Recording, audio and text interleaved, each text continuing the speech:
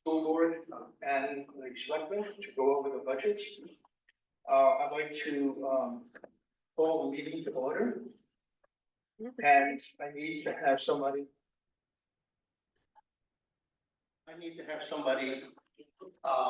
Make a motion to adopt the agenda as presented. I move we adopt the agenda as presented. Do we have a second? Second. Are there any discussion? If not, all in favor, say aye. Aye. Opposed? Okay, agenda is adopted, and I will turn it over to Kathy, who's the chairman of the school board. Is this on? Okay. Can you hear me? Yeah. I want to thank everybody for coming tonight. It's important to hear your voice and ask questions. I'm gonna do a couple of things. Talk a little bit about the new proposal that Governor Scott has, but I'm not gonna get into the weeds of it because it's kind of complicated. And I can't answer a lot of the questions because the committees that have developed this and also the proposal that they put out, they haven't really dove into all the aspects of what's going to happen. And we're looking at maybe a couple, 3 years down the road. The other thing I want to talk just briefly is the Vermont Rural School Community Alliance. I think it's a good thing, and it's one of the things that our last meeting, school board meeting, our board voted to become part of it. And that's going to give us a lot of information and maybe a bigger voice as to what's going to be coming down the pike with this new educational proposal. So bear with me. I'm going to be short, I hope. We started our school year with some long-awaited repairs. Students were welcomed with a newly painted school, and you know it's not white anymore. I think it's beautiful. We resurfaced the driveway and the play area with new playground equipment, and these were made available through our ESSER funds. Our raised beds were later built for the gardening projects through the spring, summer, and fall projects. And we couldn't do this without a lot of volunteer help that made this possible. Unfortunately, ESSER and COVID funds are no longer available, and the Vermont school districts, like ours, are facing some unknown territory as we move forward to the year 26-27 with future school funding. It's unclear how the state of Vermont will govern these ever-changing formulas on how schools will be funded and the impact it will have on small schools. Vermont has a small school funding crisis that the Commission of the Future of Public Education has a mission to solve. The sustainability of our schools and reducing the tax burden for Vermonters is a goal. But to achieve this, hard and difficult choices may be necessary if we are to meet the needs of all students. We have been fortunate in using our surplus funding wisely to help bring down the budget for Athens Grafton, but this too may fall short in the short-lived. I employ community members, parents, and families members, your voice, your concerns as it relates to the future of our school's viability. Grafton is unique in many ways, and our school is the heart of our community. Without this, Grafton would be a pretty dim place. You may ask, what can you do about this? Well, you're here. Get involved, be informed what is happening to our school, attend school board meetings and community forums. We've had a couple already. Your voice is important, and it makes a difference when decisions are made that affect your child's future. We have dedicated teachers and staff who put their heart and soul to see that each child is learning and improving each day.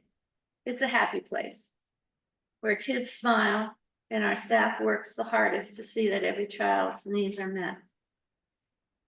I want to thank our school board members and welcome our new member from Athens, Mark Berman, and Grafton's Mary Howard Fetter, in representing Bellas Falls Union High School and the SU board. We are still in need of Athens representative to this board. Remember that each board member has a vote when important decisions are made on these boards and they impact the future of the school and the student success.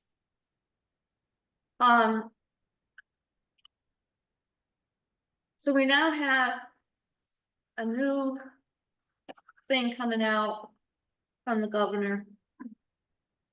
And what it wants to do is to take 119 school districts and put them into 5 districts.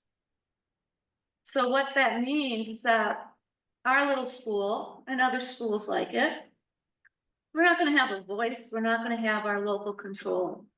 It's going to be controlled by 5 school districts by their board.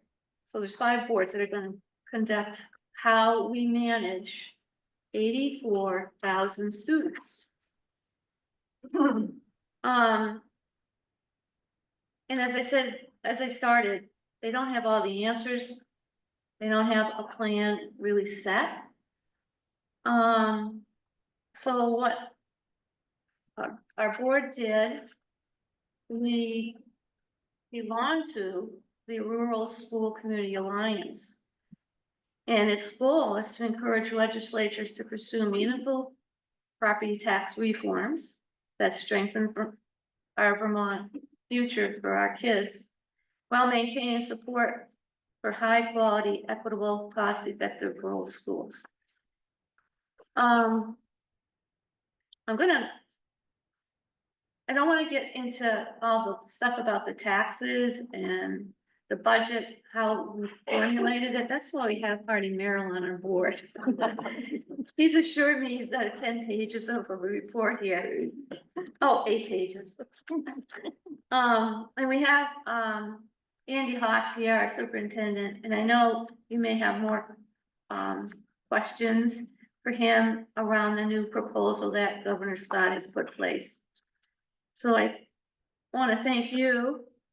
I want to thank our board members, and I'm just going to leave it for Harding Merrill.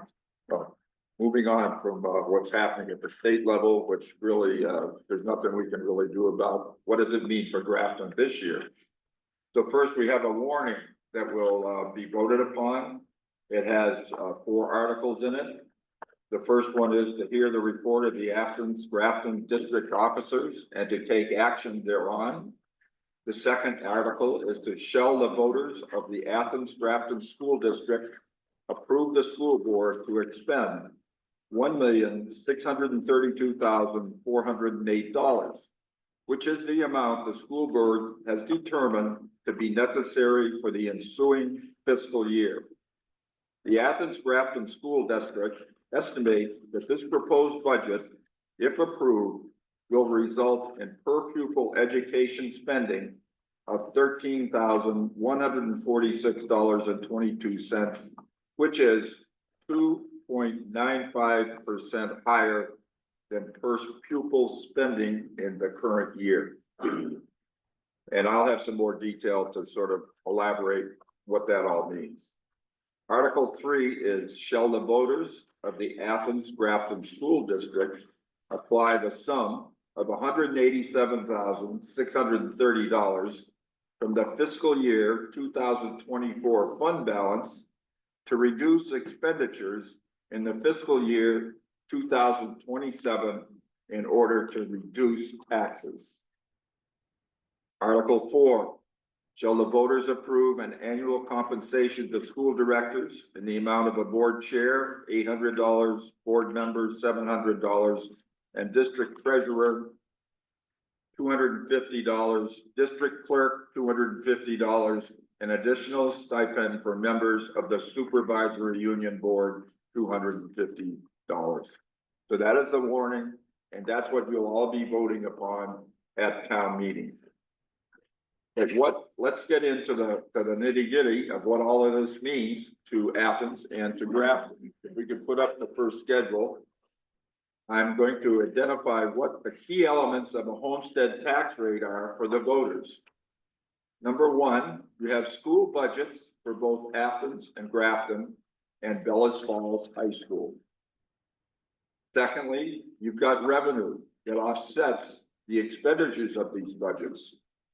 That can be in surpluses, AOA grants, etc. The third item is the long-term weighted ADM, which is identified and developed by the Agency of Education. And I'll explain that a little bit more detail in a minute.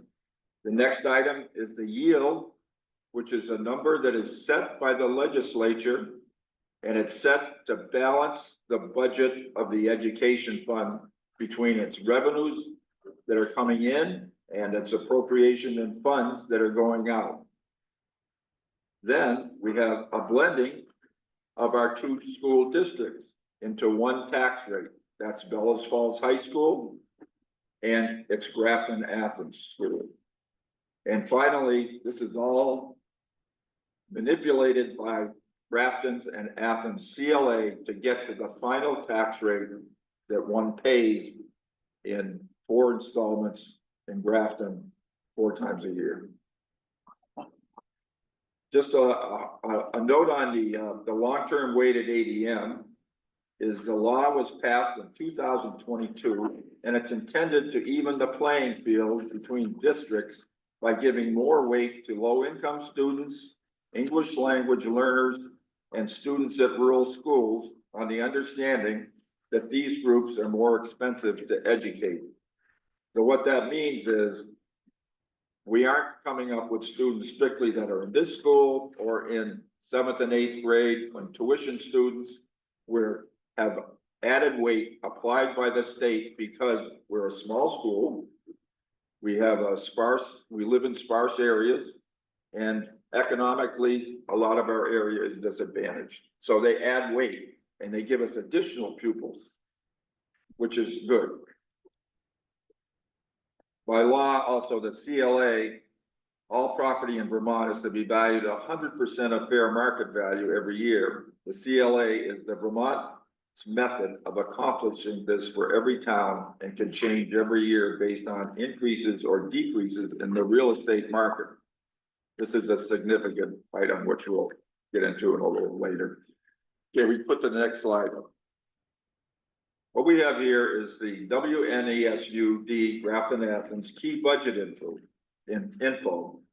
And what we have here is 3 columns. We've got the first column is the actual expense for 24-25, the proposed expense for 25-26, and whether it's favorable or unfavorable. You can see that this year we have reduced, or the school, Athens Grafton, and the administration has reduced the budget from last year by $189,592. So that's obviously favorable to our tax rate and to the school system.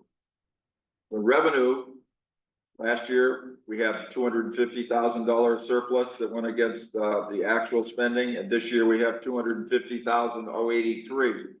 So the net education spending is $1,382,325 this year, favorable by $189,675.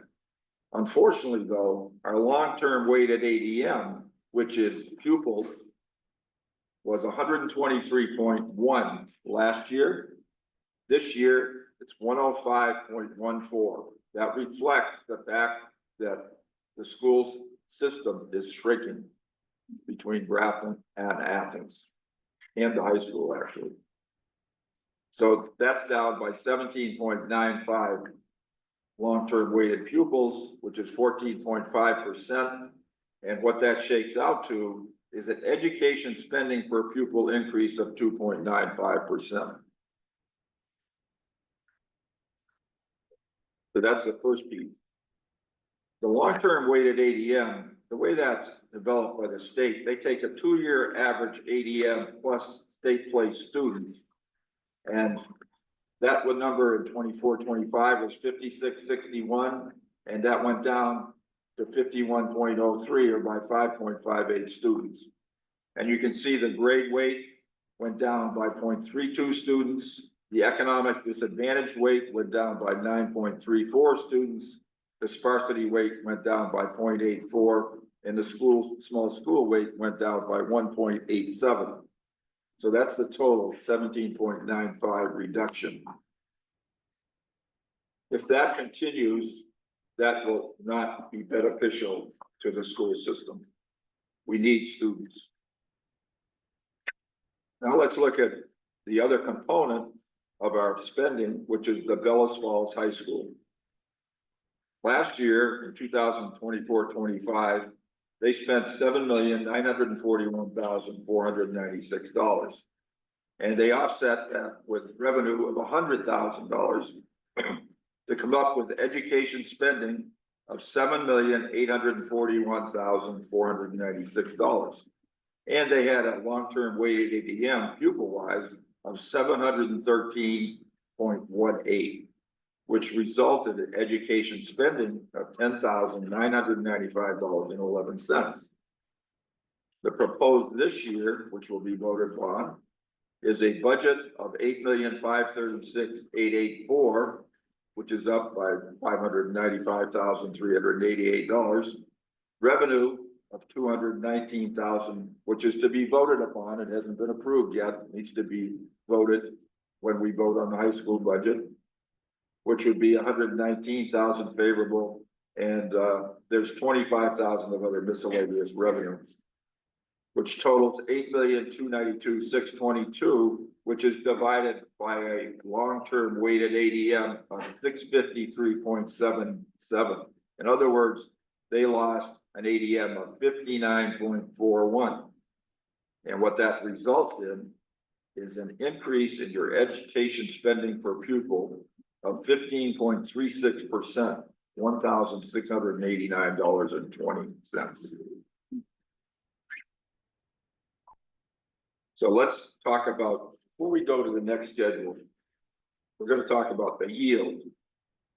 On February 11th, the new preliminary education fund outlook was presented to the Ways and Means Committee up at the State House. And in that, they presented two options. The first option is one presently where they stand with all the sources of funds and all the appropriations of funds and what it would take to balance that budget. What would the yield have to be, and what would the non-homestead property tax rate have to be? And what they have come up with is, for a non-homestead property tax rate, 1.773, and for a yield number, 8,292. The second option would assume that the legislature approves a general fund transfer from the general fund at the state to the education fund of $77.2 million. If that happens, that will balance out to a 1.695 non-homestead rate and an $8,664 homestead yield. So what does this all mean?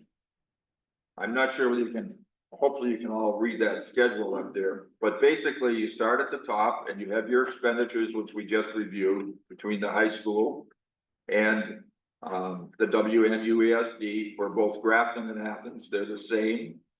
You look at the long-term weighted ADM, which we discussed, Grafton is 105.15 and the high school 653.77.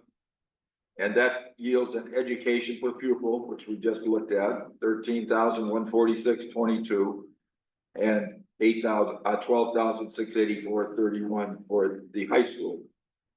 Now, it's nice to note that the excess spending per pupil this year is 15,926. So neither of those numbers is close to having a penalty applied. So the education spending is then divided by the adjusted homestead property yield. That's this 8,292 number, which I just referenced. And when you do that across the board, it goes all the way across for both towns. You get a homestead tax rate of $1.5854 for the WNUSD and the high school of 1.5297. And then for Athens, 1.5854 and 1.5297. So the next piece that we talked about is you have to blend these two rates together, and they're blended based on the number of kids that are in this school, plus the tuition kids in 7th and 8th grade, and the kids that are in the high school. And those percentages that were identified a couple of weeks or months ago was 61.9% in this school and 38.1% in the high school. So you multiply those numbers, percentages, times those tax rates, and you get a blended rate, which is 1.5642 for Grafton and 1.5649 for Athens. That is then equalized for the CLA depending on your statewide adjustment factor, which is provided by the state of Vermont. And they have identified that the statewide adjustment average is 72.36. And that means that Grafton's, which is presently at 71.92, has to be adjusted upwards to the tune of 99.39%. You divide that into the number, and that gives you your final tax rate of 1.5738 for Grafton and 1.5498 for the high school, for Athens, excuse me. Now those compare to last year for Grafton, that's a 22.40 increase. For Athens, that's an 8.22 increase. So Grafton's taxes would be up 16.59 or 5.6. This is probably a pessimistic number, hopefully. If we look at the next schedule, this is using the other yield number, which is $8,664. And if you take it right down to the homestead tax rate, you'll see that has reduced the rate to 1.5173 for the WNUSD and 1.4640 for the high school. And if you blend it again, and then you apply the a statewide adjustment factor, your tax rate now comes out to 1.5064, 5062 for Grafton, and 1.4833 for Athens. So now that's reduced it to 15.64 cents for Grafton or 1.57 cents for Athens. So basically, we're probably going to end up somewhere in between there to some extent, Grafton. And Athens should end up between 1 and 6 or 7 cents.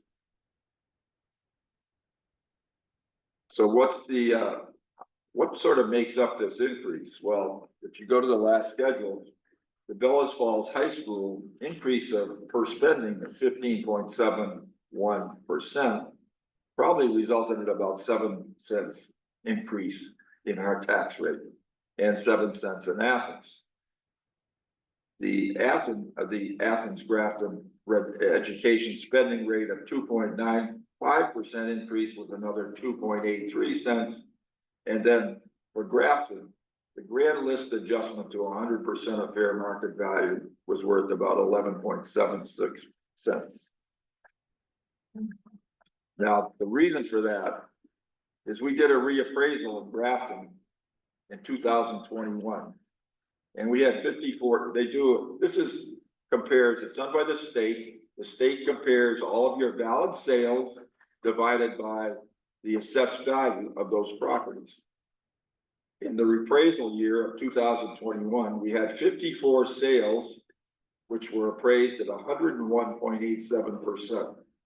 And that had a COD of 7.4%.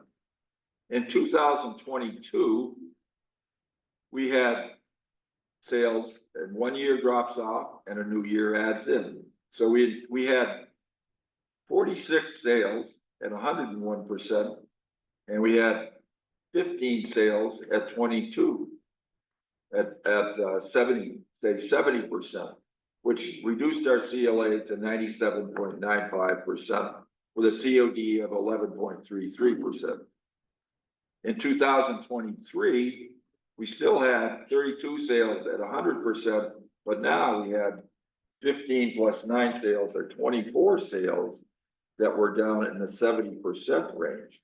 If anybody who lives in Grafton, they realize that the sale prices are out of sight in this town for the last 2 to 3 years.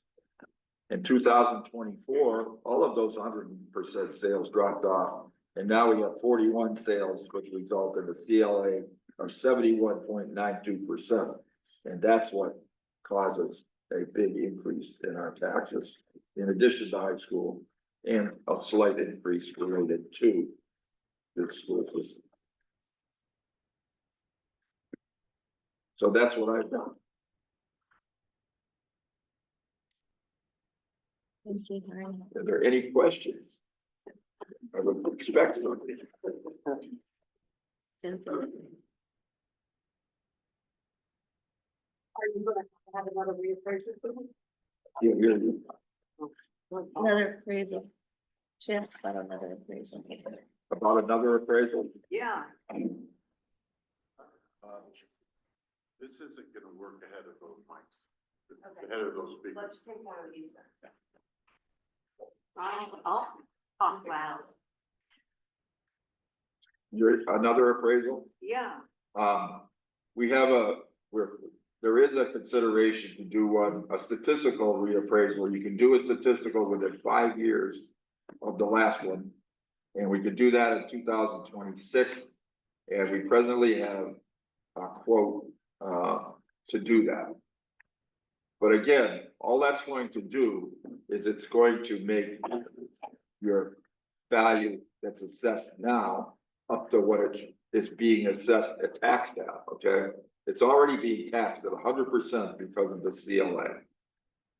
So all that does is raise up your assessed value to match what theoretically is your fair market value. But the cost of a statistical reappraisal is cheaper than doing Right. the one that we did in twenty Much twenty-one. cheaper. So we are saving money Like there. 39,000. As It a- probably only cost the town $4,000 to $5,000 to do that, based on what has been given to us by the state to reappraise. They give us about $6,000 a year. So we have 18,000 right now. We get another 10 to 12,000 between now and the appraisal. And we have some money in the budget already that would cover it, and then we're short like $4,000 or $5,000. But if we waited to do a full reappraisal, it would cost 70 to 80,000 bucks.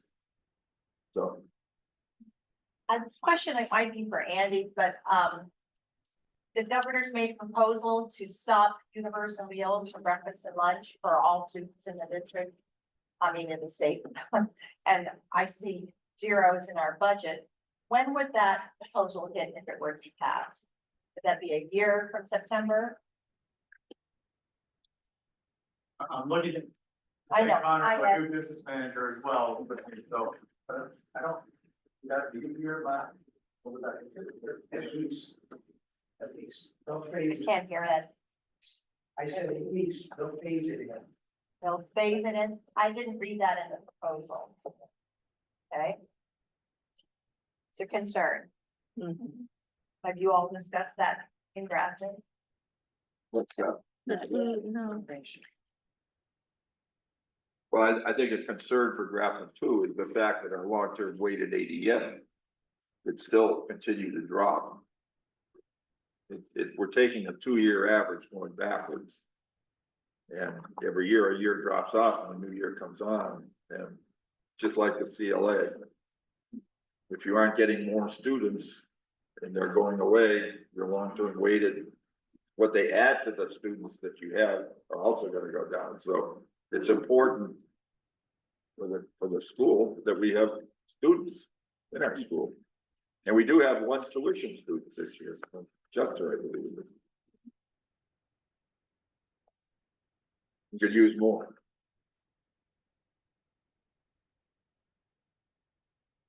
Yes, Question on that CLA, and there's a lot there, and thank you very much for all the work to get us wherever we are right now. You don't have a crystal ball that will last it anyways. That CLA is 70, that's a big number, that's a bad number. Is that a correction or an expectation from year to year moving forward? And I know you can't predict house sales and all that stuff. I couldn't hear you really. I'm a little hard of hearing, so, The CLA number, the 70%, yes, is that a correction in a blip? Or the new ad norm that we need to apply? that's the normal right now. Going forward year to year. That's taking the sales for the last 3 years and averaging them versus what they're assessed at, and it's 71.92%. And the statewide again is 72.34. This isn't a Grafton issue. Right. Grafton actually is caught up. If we hadn't done the reappraisal back in 21, we would have got hit with these type of numbers much sooner. Probably in 2021 or 22, we would, so we really have gotten a benefit for 2 years in our taxes. Because we didn't experience, because we had all of those 100% sales were offsetting what was really happening in the market. In 21, 22, and 23, and 24, and today. We just had a sale the other day. This house was sold for 300,000 2 years ago and went for 500,000 plus. What do you guarantee that's not age of parents or kids buying those kind of homes in this area?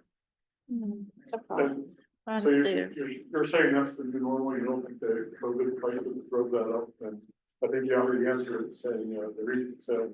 Yeah. Was 500,000.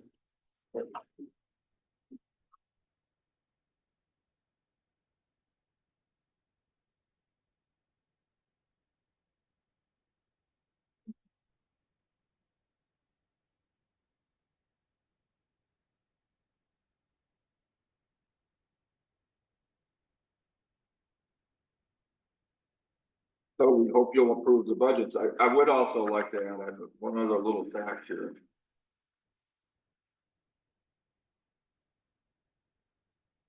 The average homestead property tax rate that came out of the same document that has the yields and the non-res rates has, an average homestead tax rate is 1.66, okay? Both of the high school and the Grafton school are under that. They were in the 150s. And after, even with the increased yield, if they make a 77.2 million general fund transfer, it would be 1.587, which is still above what our numbers are today that we're looking at possibly. So everything isn't all bad here. Are there a lot of students homeschooled? No? Andy sent out a report the other day that had 10 homeschool students in it. And I'm not, some of those, were they all for the elementary school or were some of them high school as well? I'm not sure. Those are all elementary. And you have to, so like a student was a Grafton student, but that was a, should be middle school age. We try to use the numbers, but those are the numbers that were reported to the state. So, not that I don't trust the numbers, but I just hear the numbers. I'm looking it up. But,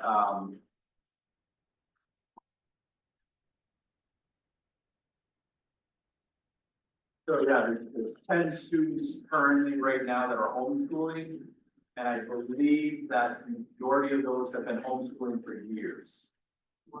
So they're not new homeschool, you know, because typically when a family decides to homeschool their students, their personal beliefs in homeschooling, and so when you look at it, if you're seeing lots of kids that are all of a sudden choosing to go homeschool real quick, that's one indicator, but if they've been homeschooling for multiple years and their families, so that's the reason why we're seeing that those homeschooling.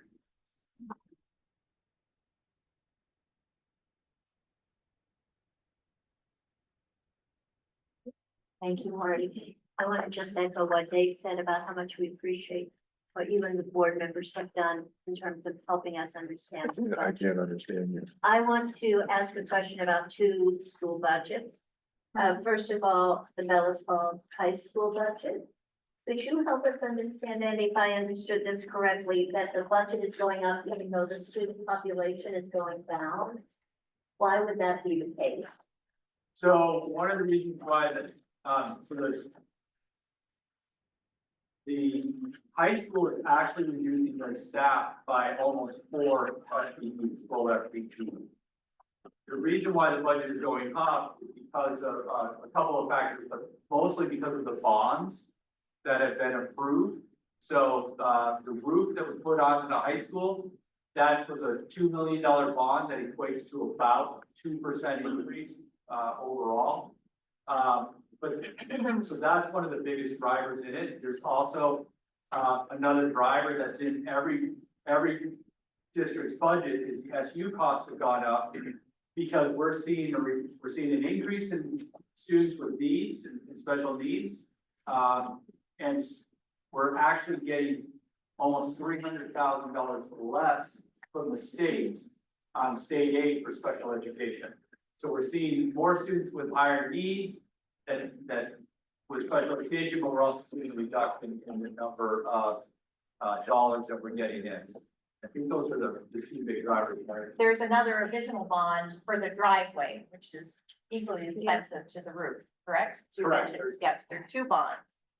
That's But right. not in this budget yet. That's the So following in this budget, there's only the first bond. Next year, there will be a second bond that goes in there, so. Thank you. And I was just wondering with respect to the Grafton Athens Elementary School, the 2.95% increase. Is that net the 250 from the surplus, or is that the top line? No, that's the net, Okay, so without the 250, yes. I think that's important to know. Thank you. And just one final point. What would the budget increase have been without the 250? I can't do that in my head. About 17 cents more. And I remember Kathy at a school board meeting 2 years ago or so, we identified, let's say 25 students who were being homeschooled, and we put together, I think there was a discussion about putting the plan together to call them and see if we could attract them to the elementary school. Did we attract 15 of them? I think What Angela happened? probably can address that, because I've encouraged her to call those parents, or at least encourage students to come in, maybe for a gym class, or an event that's coming on, or a musical that they could be part of, or at least come and see, get into the building. So she could address that. I think we have, This year we had 2 students. Yeah. There's actually 9 homeschool students, one of them is a 7th grader who's still appearing on our list. But 2 of those students came on in person.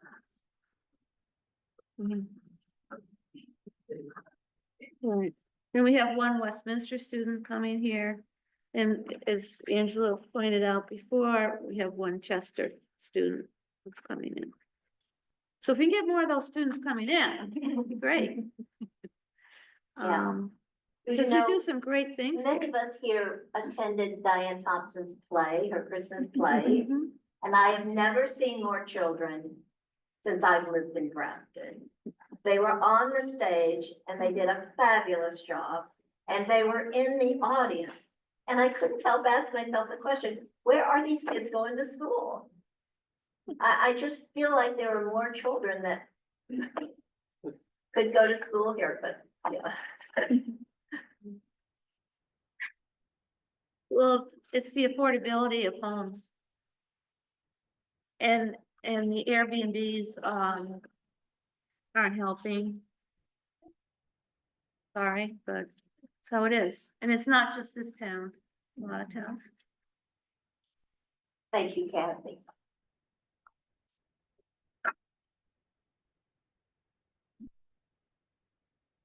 Andy, did you want to say anything about the Governor Scott's proposal? I don't know how much I can say about I it. know. It's quite frustrating. We have been given preview that there might be something coming. We didn't know it was gonna be as drastic as a 5-district, proposal. And Kathy, as you previewed a little bit with that, proposal, the idea is that they use the boundaries, just so you understand, they use the boundaries that the superintendent's already used to kind of create regions. So I belong to the southeast superintendent's region. And so that was used, that those boundaries are 5 regions of superintendents, and we have 13 superintendents in our region. And so we go everywhere from Norfolk, all the way down to Brattleboro and out to Whitingham. So we have quite a large region. And the idea would be to create 5 wards within that region. And so you would all elect one person from your ward. And then there'd be 5 wards in each region. And those would be the 5 elected officials to serve on a school board that would make decisions for all schools in that region. And it also does set a minimum class size, which is around 12 for kindergarten and 15, don't quote me on my numbers, please. 15 for first grade through 4th grade, 5th grade, and then it would bump up to 18 for 6 through 12. So it would be that minimum class size average. And basically what that is saying is if you can't meet those standards, you would then have to shutter the school. Especially if there was a school about 10 minutes away where those kids could be absorbed. So that's the real short, brief part about it. Obviously, from a superintendent perspective, talking with my colleagues, we have a lot of concerns around it. My understanding was that was actually introduced as a bill today. I sent it to you. Thank you. You're about the 5th person now. I haven't seen her yet. So yeah, I read through quite a bit. I have some summaries that we've been putting together. There are a lot of counter proposals out there. The rural school community is looking at a counter proposal that would basically create larger supervisory unions. So the difference between a supervisory union and a supervisory district is that a supervisory district has just one board that decides all the budgets for all the schools within that supervisory district. The supervisory union is what we have. So we have 4 independent school districts and an SU board. And so the Rural School Alliance is proposing making larger supervisory unions to maintain local control. So that it would be more meetings for someone like myself, but it would provide this opportunity and continue this opportunity. So that is one of the counter proposals. There's been another proposal just to create less, or create about 14 to 20 supervisory districts. So not 5, but 14 to 20. So you're gonna hear numbers flying all over the place. As some people have kind of said, this is gonna take a lot of time getting to the legislature. I've heard 5 years before anything really sugars out. I've heard as far as 10, but that would probably be pretty long going there. So I don't know exactly where it's gonna kind of come out. But we're trying to get on as much as possible to get the information. So I'm on what they call a sprint team around special education, because we don't know how that would even function within this larger entity. I can tell you we haven't even met yet. We were told we were gonna meet 2 weeks ago, so I don't know how that's playing out. As far as universal meals, because that came up, I'm on a group, in a hopper to be called to testify at any time because it is a benefit to our students throughout our whole SU and throughout all of Vermont. So there's a lot there, but I mean, we're just trying to still figure out, and we're looking at what is best educationally for our students within our towns and our SU. So that's not my focus. You might also mention about the, about funding, how the foundation formula versus, local, that's another big You want me to issue. talk about funding here, so I got two experts here, but I'll try and butcher it. So right now, there's this convoluted way of figuring out how much money we're gonna get from the state for each student. And so they wanna go to what's called a foundational funding formula, where they set a number, and that's exactly how much you get to educate your kids, and it's around $13,000. And so the state would give you $13,000 per student. So let's just use Grafton as an example with a enrollment of 30. I'm just using that number because it's easy math for me. So you can take your 30, multiply by 13,000. That's how much you get to educate those students. It costs much more than $13,000 to educate students in Grafton. It's closer to $40,000 to do than just raw math. I think they would use the long-term weighted ADM with that too, so. It would be, it wouldn't be the 31 kids that you have in school here today or whatever. It would Right, be, so we don't. it would be whatever the long-term weighted ADM was at that point in time. So then what would happen is you as taxpayers would have to make a decision, you want to make up that difference. So let's say it ends up costing really, when we sugar it all out, a little under $16,000. So if they're giving us $13,000, do you want to raise your taxes additionally to fill that donut hole? So that's the foundational. Yeah, basically, it's top down versus bottom up. That's what it is, really. And there'd be other things for special education, we would get extra money, just like we're getting money now for, we have the ELL students, so that would come through the SU and kind of, get absorbed there. I am gonna be pushing out, there's a video out, I'm gonna put it out, we'll try and get it out on our website. It actually looks like it does a pretty good job, it's about an hour long. But really explaining the importance of small schools and the importance of, why we have small schools in Vermont. And I'll tell you, I didn't grow up in Vermont, and it's great education. I've been like, what, you probably are all like, why is that new? It's new to me to kind of really hear someone really explain how important it is and why it comes out. So we're looking at pushing that out pretty soon. Thank you, Andy. Sure. Courtney, would you just confirm that it costs $40,000 per student to educate people at this school?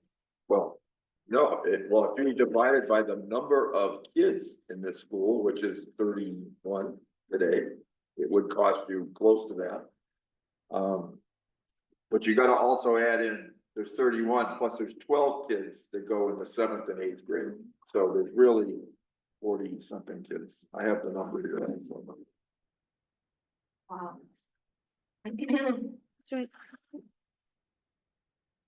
Right now, we got 43 kids, I believe, that are in the 7th, 8th grade, K through 8. K through 8. You got 12 in the 7th and 8th grade. And some of those are, go to Compass, some of them go to other schools. Their tuition. They either go to the Rockingham school, or they go to Green Mountain, or they can go to Leland and Gray with their tuition. And there's 31 kids in this school, I believe, today. It goes up and down one or two once in a while. They can find that on the sheet. Yeah, but this is more accurate, I think. This is like today. Okay. Marty, how many are tuition and what is brought for the dollar amount of tuition for those other operating schools? What was the question? How many are tuitioned out? How many are tuitioned out? Well, your 7th and 8th grade are theoretically all tuition. Because we pay tuition to the middle school, Rockingham Middle School, for 7th and 8th graders. Or we pay tuition to Compass or to the Putney Grammar School? Or to, if somebody were to go to Leland and Gray, we pay tuition there. Are they set tuition across? So it is a varied tuition, so when you pay another public school, you pay the public school's announced tuition rate. So if Leland Gray announces their tuition rate at $20,000, that's the cost you pay for the student to go to Leland and Gray. If the middle school sets theirs at $21,000, that's the amount paid. What's paid to the independent school is the state average, and that has gone up in the last few years, and it's sitting around 18,000 right now.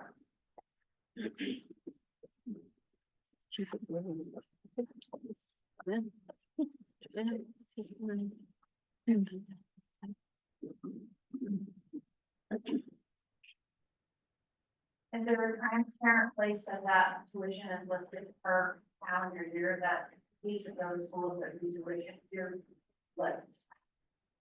I'm just curious, the dollar amount versus 13,000 per pupil that we're doing here at Grafton versus the tuition that's at the higher. Yeah, so Ed's telling me there is a website, the AOE has a website. I don't know, Vermont announced tuition. Or I think it's on their website or something, it'll come up with all the lists that's back of the year. So When does, what time, what month is that not? No one's decided that spring is after. So it's gotta come out sometime after all budgets are figured out and all that stuff. And it's gotta come out before the new year because that's what we paid out. So right now, it is out, 24-25 is out right now, so obviously,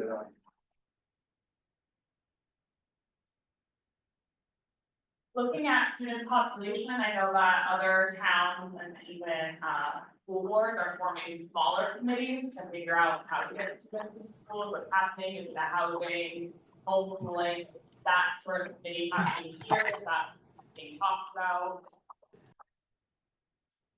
We have the community forums that we're trying to get together. We've had a couple. So if we have folks coming together, and talk about that. And I know other schools outside our district are doing what you said. I know Londonderry's doing it, Manchester's doing it, because they want to do a regional middle school. And they've had lots of discussions. Our last meeting, we had some really good conversations about what's going on, not just in the state, but the federal changes that could be coming down to Vermont.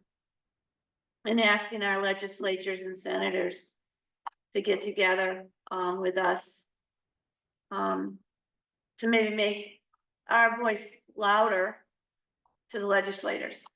To promote small schools. It's in the works, but it's difficult to getting all these people together. Our high school is working hard to get dropouts, kids who are on the periphery to come back. And we've seen some really positive numbers there, growing ties of children who literally dropped off and are actually coming back to school. So that's helping our numbers too. Help as a public.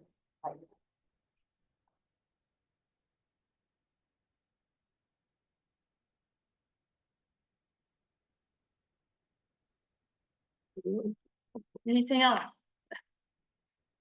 Well, thank you again, coming and hearing what, we're doing here at the school.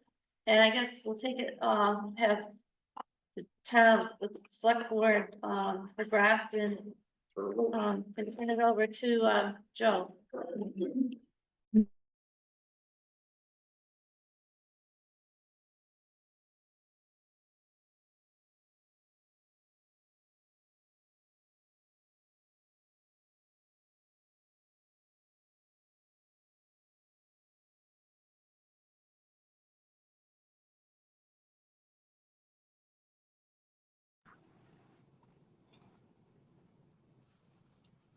Why?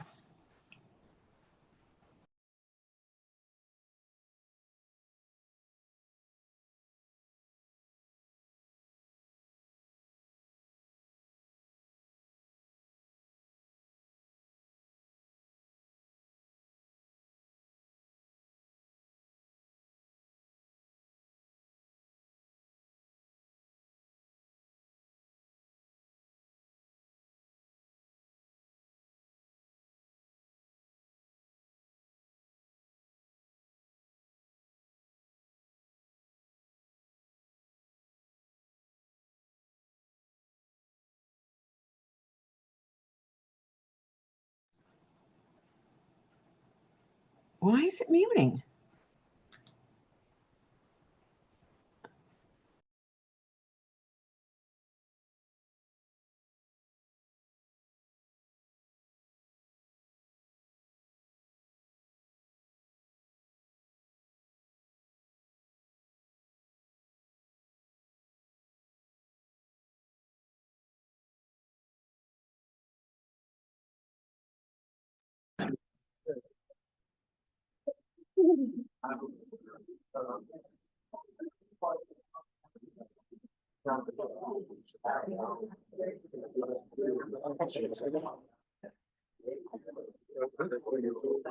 Yeah.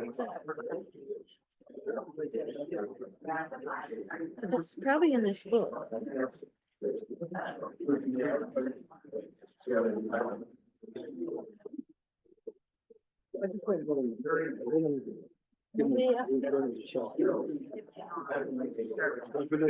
Usually that budget.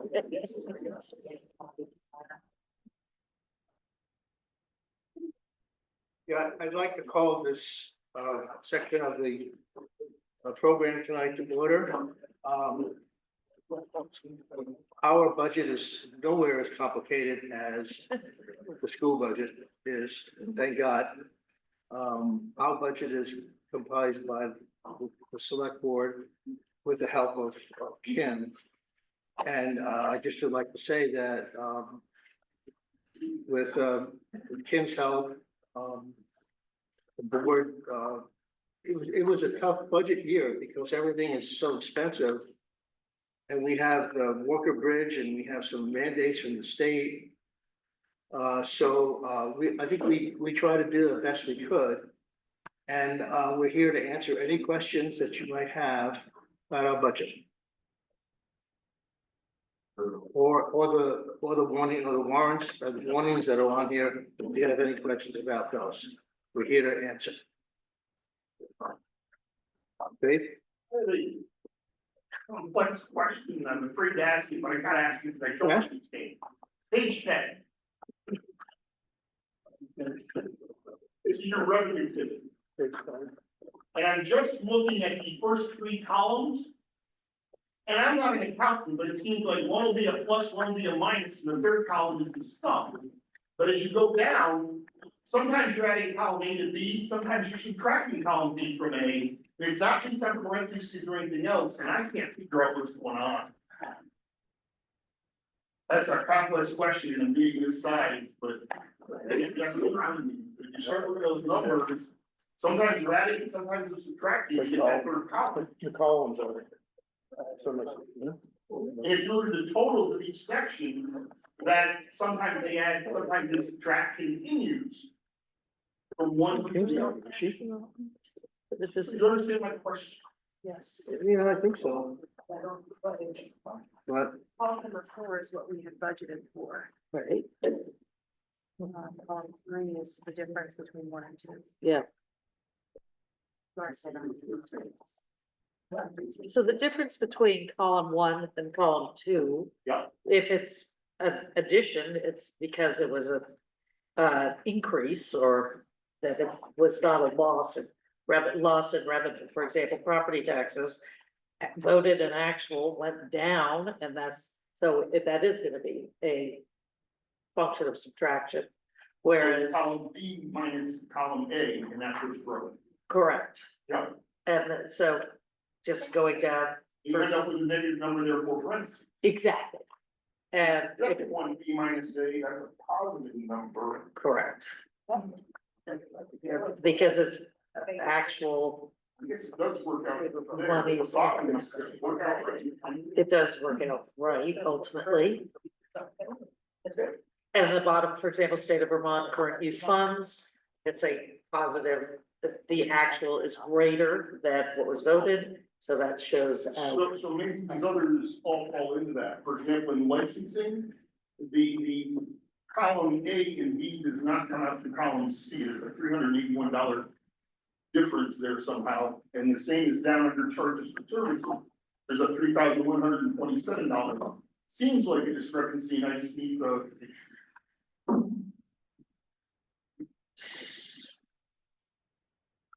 I don't see that discrepancy. Your total charges for charging of the services. Yes. Kim, could you help us out here? And maybe it does make sense, and I'm not an accountant, I can't figure it out. Was the 3,000 on the charges for services, the second row should have been a, that should have been a charge, because that factor is 76. Because we only estimated 3,500 coming in, and we get 5,700, so that would have to be 3,000.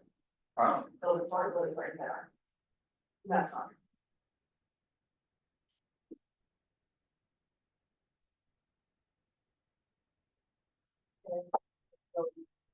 Let's see, $8. That's all down.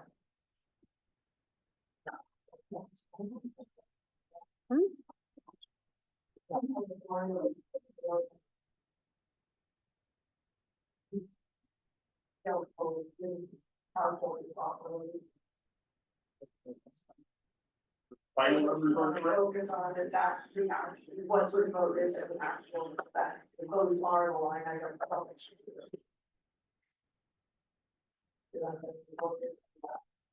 So, Does everybody understand that? thought was, so it would actually be a positive though, because you were hiring and was. Right, ratings is, with those brackets, it's on the table, only because it is in the balance. It's the difference, yeah, it is the same. It's that. I don't know what you're saying, so I can't. No, I know. Kim? That's why you name. Yes. Well, we're not quite understanding how you're explaining this, and. Yeah. The column voted, and then you've got your column actual. So now all the formulas all go through on the variance. Is what I'm saying. So you want to focus on voted actual. Most of the variances are right, some of the brackets didn't get put on where they should have been. Okay.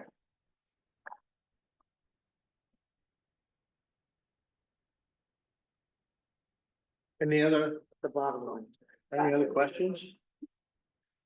And the budget? Or is that on the money? Yeah.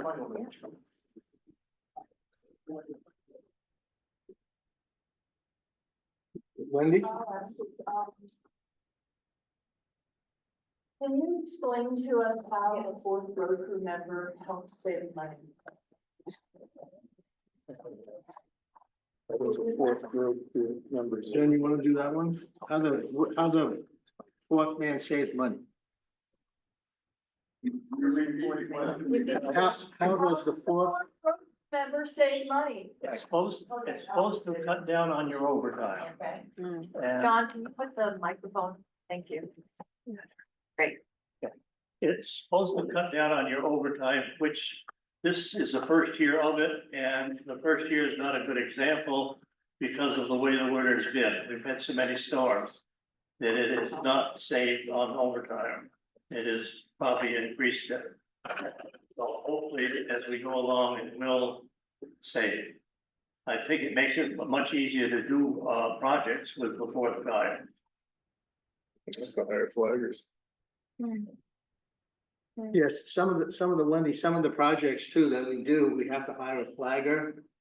Because when you're doing ditches, you have one person drawing the material and you have somebody else running the excavator, and then you have to have a flagger to shut the road down, and they're all little things that that will save some money, but like, as John said, this is the first year really that we've done this, and we'll have to take a hard look at it next year.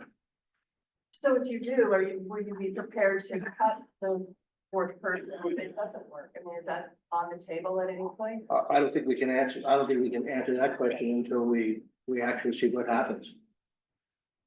I would just point out that I think we have not had this person on board for very long.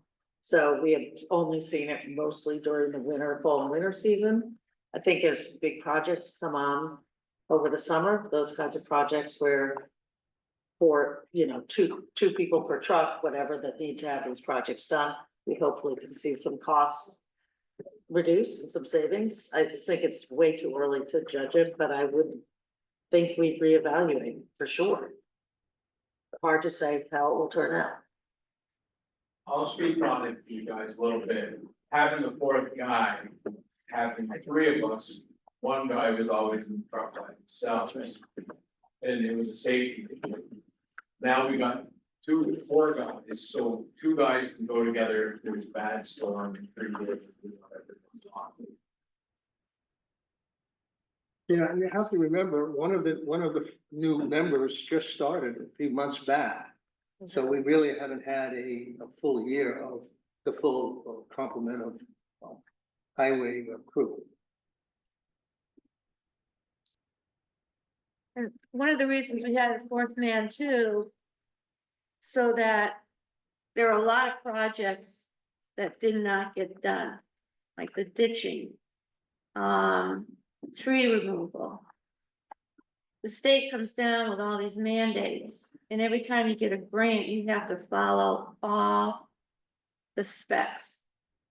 So with the fourth person, it's hoped that the guys will get more projects done that have been delayed because they didn't have that extra person. Yeah, and also to speak of that, there's a lot of projects that were neglected for many years that you don't realize. And now we're able to, with the extra person, we're able to start to deal with some of these projects like tree removal, fixing certain culvert ditches. There's just things that need to be done. And what happens, you always run out of time, so they go, well, we'll do it next year, and we'll put it off. So I think you'll see a big difference. Hopefully, with all the tree removal they did, well, it'll help the mud season. We'll get some light in some of these areas where sun couldn't shine. So we'll have to make an evaluation to see really what happens after a year and see where we are. On a different subject, I would just like to go over the selectmen's itemized budget. It is up $132,000. And there's gonna be some reasons why it's up, and there's 5 things that stick out. And they make up most of the increase. And one of the biggest one is the Walker Bridge in the fall. That's $55,000. So that is part of it. The other thing is one of the town employees go on the health insurance, and that is $24,000. And that is the town employees' salaries is $11,000. We gotta have a single audit of the FEMA work, which is $7,000. And then the listers have some consultants that are $8,000, $8,500. That makes up 105 of the 132. The balance is in the other line items, but they're small amounts. For example, the library is up $1,000. The sheriff is up $1,500.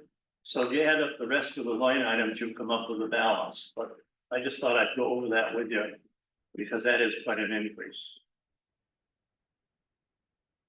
Kim? They also have the fire truck Oh, the fire truck, in the that's right. general now and not the capital. Yeah. Yeah, the fire truck came out of the capital budget and is now in our budget. Yep, so that's 17,000. And the reason for that is that's what the auditors want. It's not a decision we made, but the auditors, suggested or told us this is what has to happen. So I have a question on that. I understand the reasoning completely, but since there's a change, how come nobody could send an email to us telling us there's a change? Or I have to read it in the town report? I didn't hear you, what was that? I understand the total reason for it to be its own article. But being a change, how come somebody can't take 5 seconds and type up an email and send to the fire department that there's a change before we read it in the town report? Tim, what he's really saying is that they were never notified of the change. It wasn't a change in the dollar amount, so. I know that, but it's its own article now where it's always been. It's Well- just a little heads up courtesy. It That's all. really was still broken down within the capital, so it was actually its own item in the capital. So instead of just, and you can see. where- It was, but when you lump everything in a capital, people aren't gonna vote it down. What was that? Who I said when you vote, when you, Everything's all lumped together. you It's stand up, different than when it's separate. I'm just, I don't care, it's fine that it's its own article, I just don't know why we didn't get a heads up, that's all. We just probably just did what exactly the auditor told us you have to, and during the rest of it, we just went ahead and did it. And my assumption was is, what's voted on the capital budget is per item, because that's what committee votes, that's what we're voting on. And we keep it that way when we do the budget.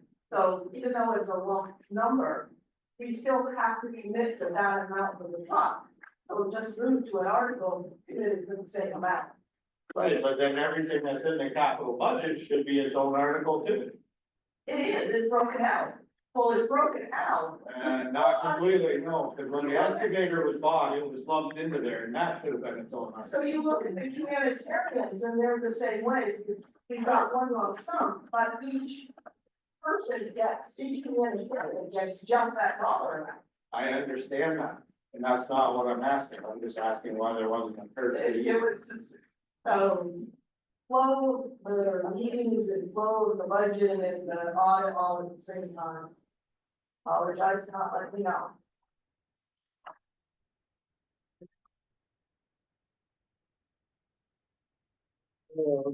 On page 17, page what? page 17, there was a transfer of ARPA fund. Is that the same thing that showing as an unpaid thing?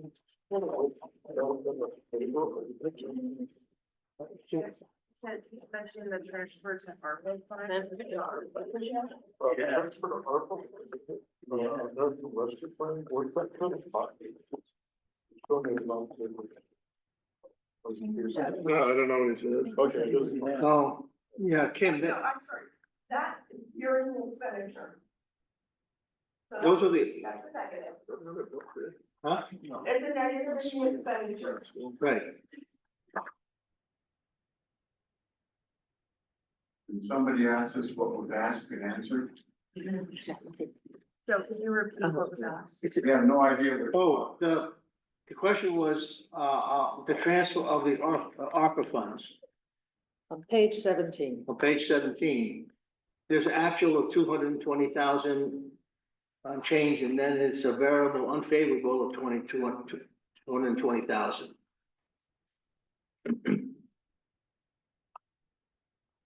So, expensive. That was part of the ARPA funds that we had taken in the year before. And then we finished off the ARPA funds using the ARPA funds that were split Okay, in the town hall. okay, so that's the short word. It Okay, was for 1 year, other year. thank you.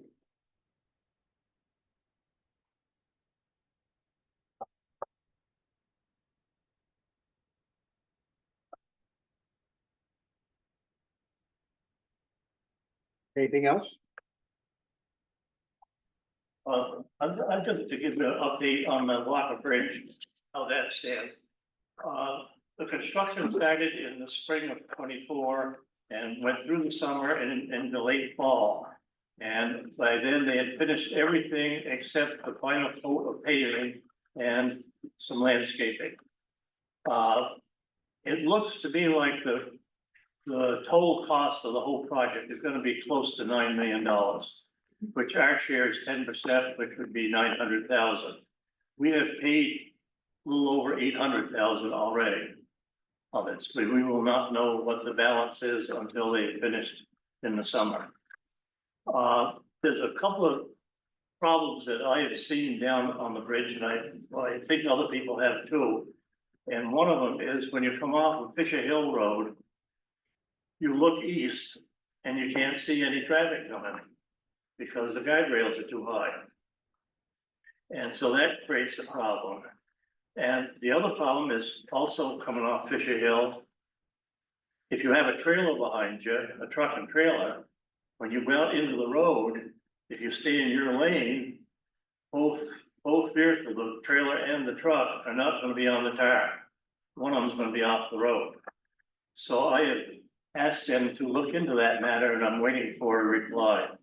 The other thing, I don't know why that was changed to a stop sign from a yield sign, too, and he's looking at that. But that's where we stand on that. There was a survey sent out to different people in town, and they had, I don't know, 39, 40 responses to it, but the survey was mainly for traffic. What you thought of the traffic while they were working, the delays and whatever, and that was all it covered, so. When do you expect to get an answer, John? When do you hope to hear an answer? Well, Morgan's called them 3, 4 times on that. That's a pretty serious. They said that they would look at it, and they're not done the project, so they're not going anywhere yet, but they will address that. Some, the road's gonna be built up. The guardrails, I know they can't shorten them, because that's a standard site, so, but you just can't see it there. Yes, to add to that, as you know, once that bamboo or whatever that stuff burns up, along with that. Or whatever, along with that guardrail, you can actually see nothing around that corner. Yeah, Well, we'll just, towns just have to maintain that more frequently as for safety. but for 100 years, you have not stopped there, and when you come down from Grafton, you have not come there and then made a left-hand, right-hand turn.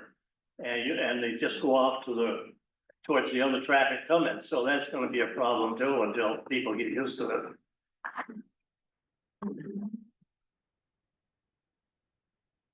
I do want to say one thing about the Walker Bridge.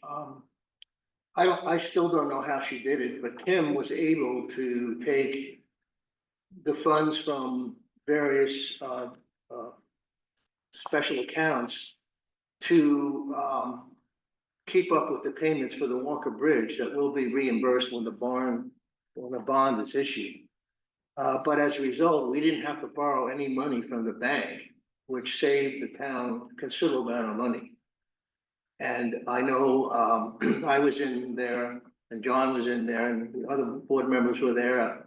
And, well, Kim, can we pay the bills today? Yep, we can. And looking and then the taxes started to come in and it seemed like we were just ready to borrow the money and then all of a sudden more money would come in from a grant. And remember, we still haven't got our full payment from FEMA and the state. So that's another thing that we had to pay ourselves. So the effort by Kim to move this money around saved the town some considerable amount of money and interest. I can give you an update on FEMA. We have been paid by FEMA for every project that we have completed. We have 2 projects that we have not started yet, which will total close to $1 million. And they are scheduled for August and September of this year. We have not received the state share of 7.8% either, so that's 100 or some odd thousand. And we have not received our administrative fees, which we will not get those till every project is finished. So that is where we stand with them.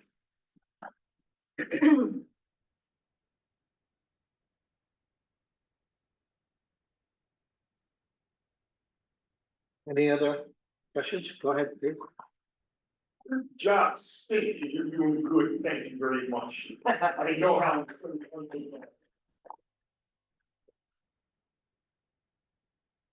We try. It's frustrating at times, believe me, particularly when you're dealing with FEMA and the state. So, And a lot of credit has to go to our town administrator for keeping us updated on all the grants coming through, and she's done a lot of research on what's out there for the town. And we couldn't be here today without Morgan. Hey.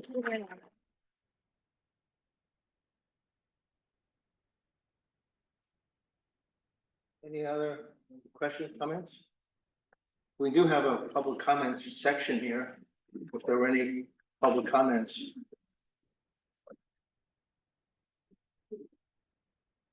If not, I guess we'll go into the candidate forum. We have a couple of people running positions. I'll turn it over, since I'm one of them, I'll turn it over to Kathy to run the forum. Yeah, so those candidates want to come up to the table and we'll just move out. And I'm gonna ask the audience, if they have any questions of the candidates. Candidates can start by briefly telling us why they want to be on the board. And some background information, that'll be very helpful. Thanks.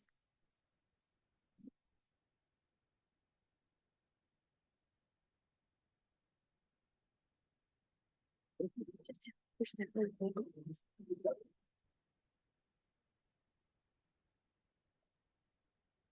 it again. Okay. Start. Whatever you want. Should I start? Go ahead, sure. Hi, most of you know who I am, but for the ones who don't, my name is Joe Polio. I live on Middletown Road, and I've been a resident of Grafton since 1979.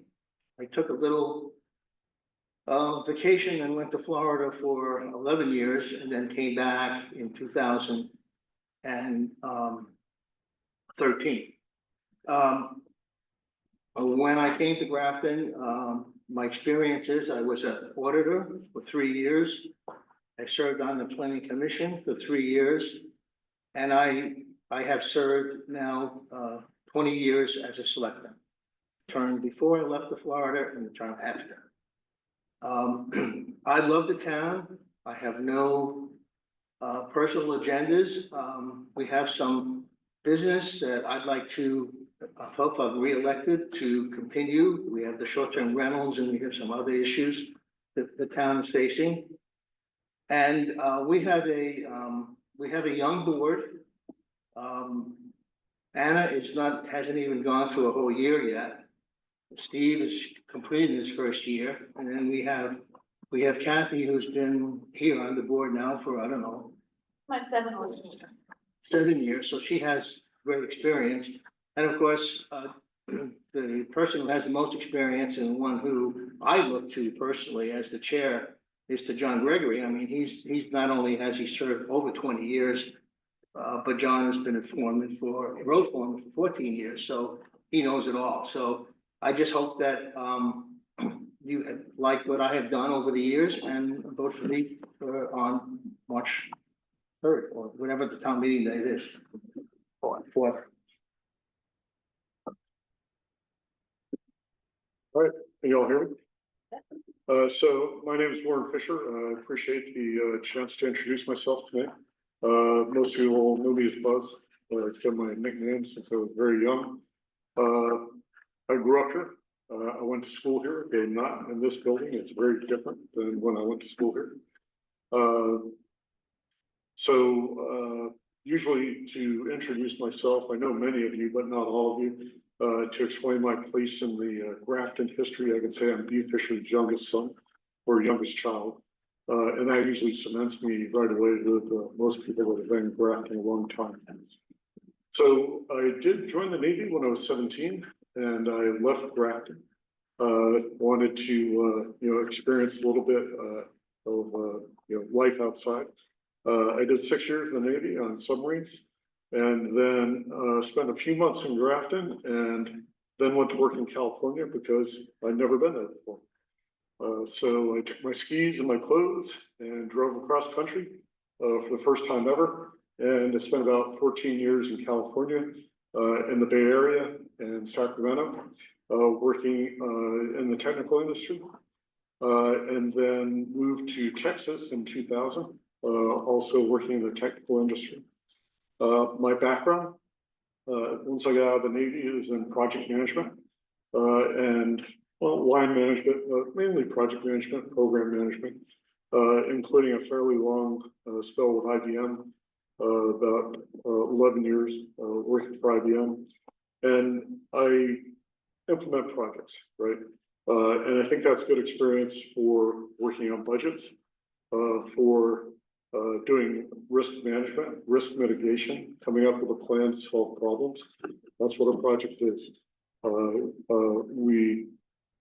My specialty was facility management, space management, lease management, and implementing those for enterprise-sized companies worldwide. And so there are a lot of challenges there that I think would translate with that experience. I had the opportunity to move back to Grafton about 2 years ago. So I'm back on Fisher Hill on a farm where I grew up. And it's great to be back. I've been able to spend a lot of time with extended family, many of which are here. My 2 daughters are in there as well. One sitting in the back is working here right now in the area. And then my youngest is down in Cambridge working on her PhD. So, time with family is, very important to me. But being back here in Grafton, where I grew up, and in Vermont, a place I love, is fantastic. I joined the Planning Commission, or I was appointed, I should say, to the Planning Commission last year. I've spent a year doing that and learning a lot about various issues. I know a lot more about wastewater management and treatment than I did before that. And it is a tough subject for small rural towns. There are no easy answers, just a lot of challenges. But yeah, I think there are some things that can be done. I had the opportunity to join the volunteer fire department. Robert Sprague enlisted me a little bit. I did tell him I'm a bit past wanting to run into a burning building, but he said if you can drive a truck and operate a pump, which I can, he could use me. And that would free somebody else up that was ready to run into those burning buildings. So I appreciate the opportunity to serve the community in that way. Working with the fire department on the planning commission, and I've been able to learn a lot about issues and concerns that way. Do I have all the answers for those issues and concerns? No, but I have some ideas, and I have a lot of experience in managing problems and trying to find solutions. So, I think, again, small towns like Grafton have a lot of challenges. Listening to the challenges the school faces and the reducing size of the student body, and what can you do to address that, and that directly impacts how your taxes are going to roll out year by year.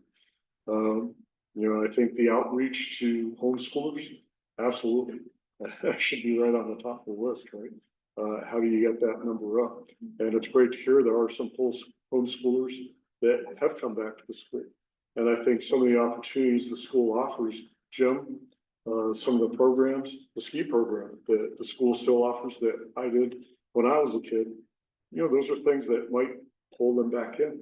So, let's, do that outreach and things like that.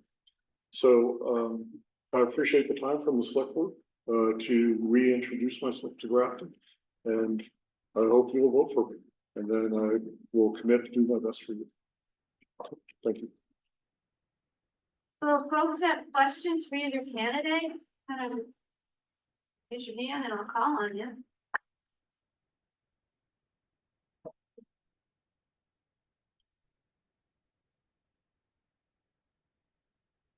You must have covered it all. If there are no questions, thank you for coming for both the select board and the school board presentation. Don't forget, town meeting is coming up on Wednesday, 10 o'clock. Is it Wednesday? Tuesday, sorry, Tuesday, 10 o'clock. And, I hope everybody will be here. Thank you for coming. And we need a motion to adjourn. Somebody make a motion. Motion to adjourn. Need a second? Second. Okay. All in favor? Opposed? Have a good night, everybody. Thank